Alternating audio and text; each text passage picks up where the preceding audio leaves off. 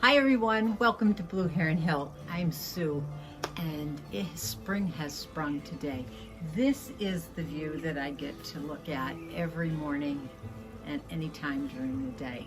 This is the bay that we live on, and I had a viewer ask me, and so I thought I would just use it as my backdrop today. And also it is an important location in my home that I'm going to talk about today. And we have spent the last few months anyway working hard to get those seeds planted. We gathered all of our materials and we put seeds in the ground. We've maintained those seeds with proper water, light, warmth, all in hopes for planting them outside in the garden. And we even had to up-pot them if they needed to be put into larger pots so their roots wouldn't all get root bound in their containers. So, but it is not yet time to get them into the garden, even though today is a glorious day. It may hit 70 degrees today.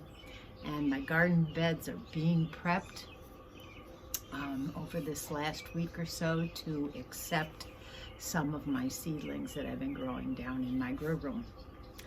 But what we're going to talk about today is a topic called hardening off. So we have these luscious little babies right here. This is a Hungarian heart tomato.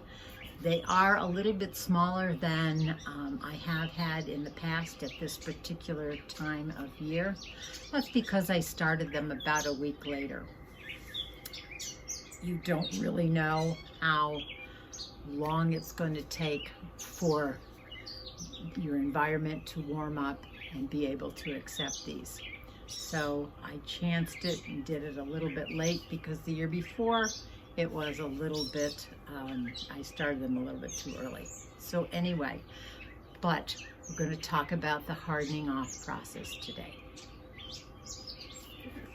So the hardening off process is really acclimating these plants to the outdoors because they haven't been outside yet. They've been inside where we have regulated their light, regulated their temperature, regulated the moisture, regulated even airflow around them. And now we have to change those situations to a more variable situation that these plants are going to get when we plant them out into the garden. So you say, why do we have to do this? Why? They're beautiful plants. They're a nice size. The stem structure is really good and solid. Why not plant them right outside? Warm enough. Today is definitely warm enough.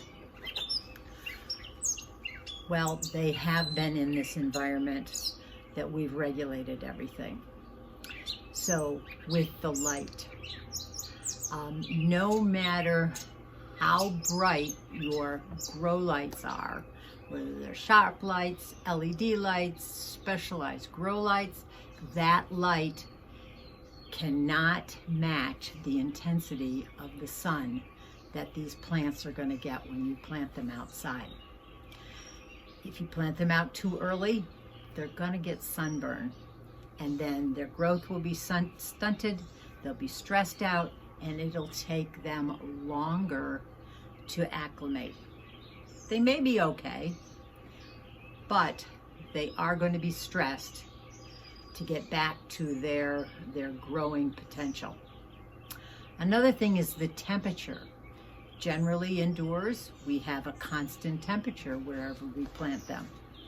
But outdoors in the spring, it can get a wide variation, a wide fluctuation of temperatures from down at night into the 40s and then up into the daytime 70s. This is unusual. Tomorrow it's not going to be this warm. So there again, I have great fluctuations in temperature in the springtime. In the summer, they don't fluctuate as extremely as they do in the springtime. So we have to get the plants used to that. Also a part of the hardening off process. One other thing, even cool season crops like your brassicas and your kales and your mustard, your greens and things like that don't mind the cold, they still do have some shock if they're put up into a climate or an environment where there is too much of an extreme in temperature. So even those you need to be cautious with and harden off. Another factor that not many people think about is airflow, or you can even call it wind. It's a stressor also for your plants. Now, I put a fan on mine at an early growth period, and I do that to help strengthen that stem. So the seedlings need this air movement. They need it for mold and mildew remediation.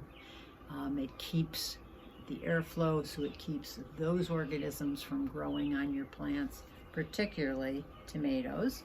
And squashes get that kind of disease infiltration too.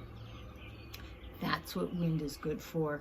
And the leaves even need that airflow for a constant supply of the CO2 that they need for photosynthesis, which provides the energy in a plant for it to grow and produce its fruit and all of that. So when you have outdoor winds, they come from all directions. So maybe your fan indoor is only coming from one direction. You need to get them used to the air circulating from all different directions. Plants also have what's called a cuticle, and this covers their leaves and their stems, and it prevents things like sunburn. It prevents some insect infiltration. It protects in the retention of moisture of their cells in their leaves and in their stems. And this right now is very thin, so we need to build that up before we stick it out in the sunshine and it gets sunburned. So hardening off is very simple. It's a very simple process, and it takes anywhere from 7 to 10 days to even 2 weeks, depending upon your conditions and the plants that you're trying to harden off.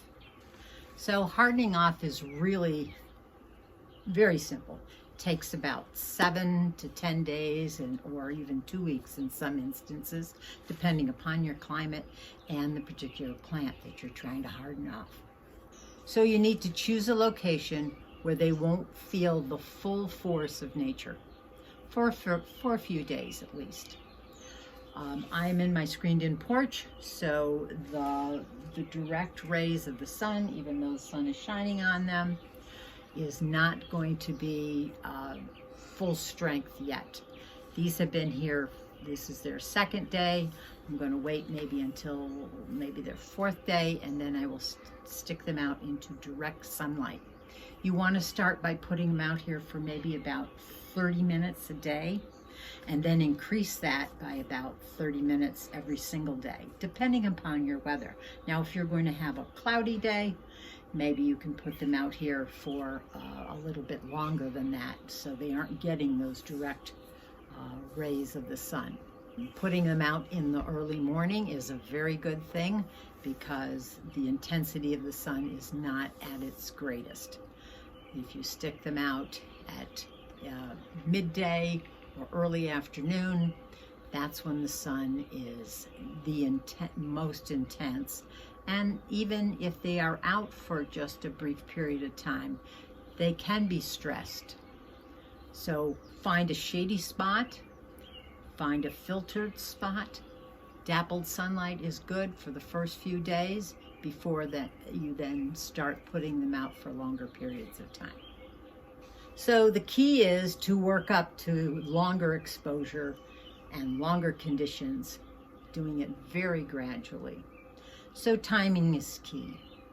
You can start too early and it can be harmful, or you can even start too late and it can be harmful.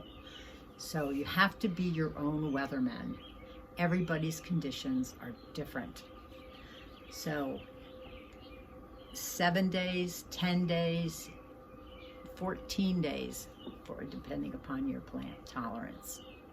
Important to keep your mind on your historic last frost date. Mine has passed already.